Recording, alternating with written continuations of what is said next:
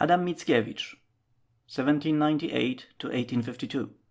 Polish poet, was born in 1798 near Novogródek, in the present Russian government of Minsk, where his father, who belonged to the Szlachta, or lesser nobility, had a small property. The poet was educated at the University of Vilna, but, becoming involved in some political troubles there, he was forced to terminate his studies abruptly, and was ordered to live for a time in Russia.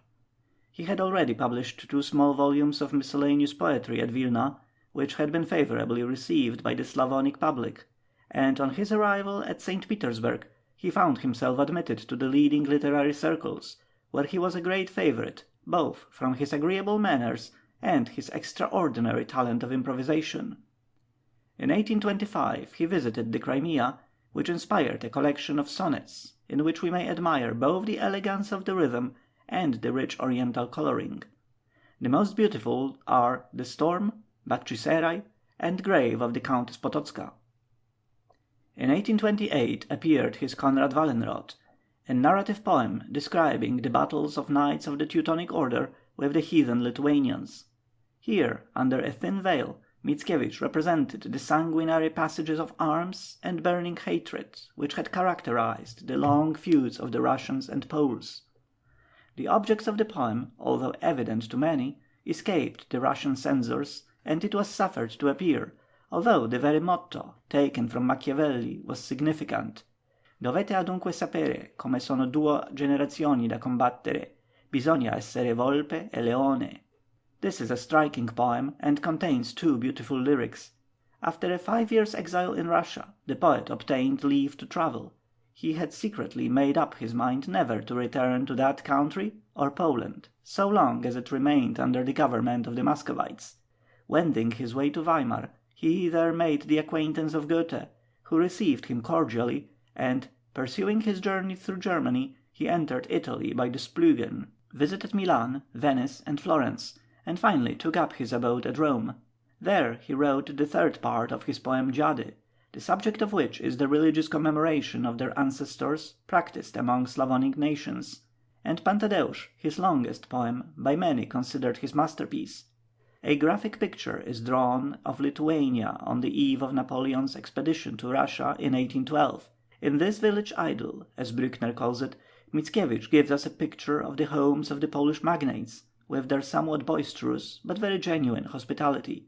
We see them before us, just as the knell of their nationalism, as Brückner says, seemed to be sounding, and therefore there is something melancholy and dirge-like in the poem, in spite of the pretty love story which forms the main incident.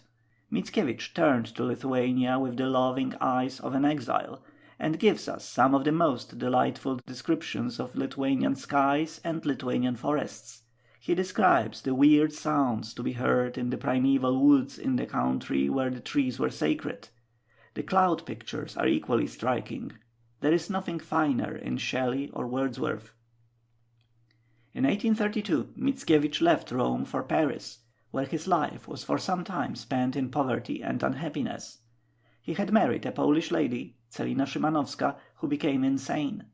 In 1840 he was appointed to the newly founded chair of Slavonic languages and literature in the Collège de France, a post which he was especially qualified to fill, as he was now the chief representative of Slavonic literature, Pushkin having died in 1837.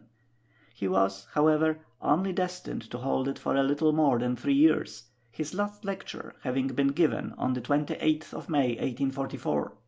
His mind had become more and more disordered under the influence of religious mysticism. He had fallen under the influence of a strange fanatic named Towiański. His lectures became a medley of religion and politics, and thus brought him under the censure of the government. A selection of them has been published in 4 volumes.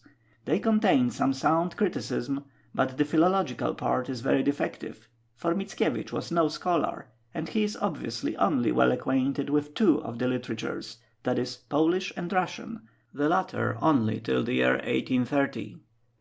A very sad picture of his declining days is given in the Memoirs of Herzen. At a comparatively early period, the unfortunate poet exhibited all the signs of premature old age. Poverty, despair, and domestic affliction had wrought their work upon him. In 1847 he founded a French newspaper, Le Tribune des Peuples, but it only existed a year. The restoration of the French Empire seemed to kindle his hopes afresh. His last composition is said to have been a Latin ode in honor of Napoleon III. On the outbreak of the Crimean War he was sent to Constantinople to assist in raising a regiment of Poles to take service against the Russians. He died suddenly there in 1855, and his body was removed to France and buried at Montmorency.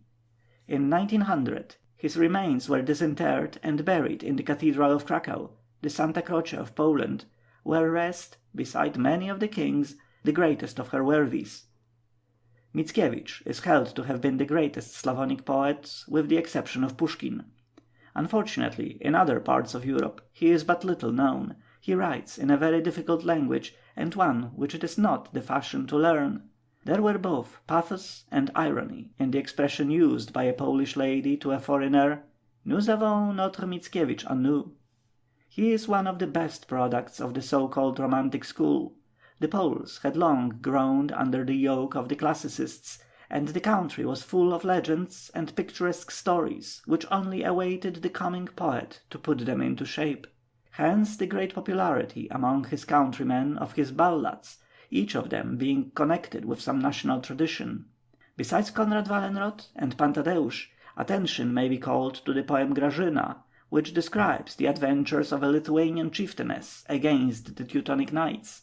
It is said by Ostrowski to have inspired the brave Emilia Plater, who was the heroine of the rebellion of 1830, and after having fought in the ranks of the insurgents, found a grave in the forests of Lithuania.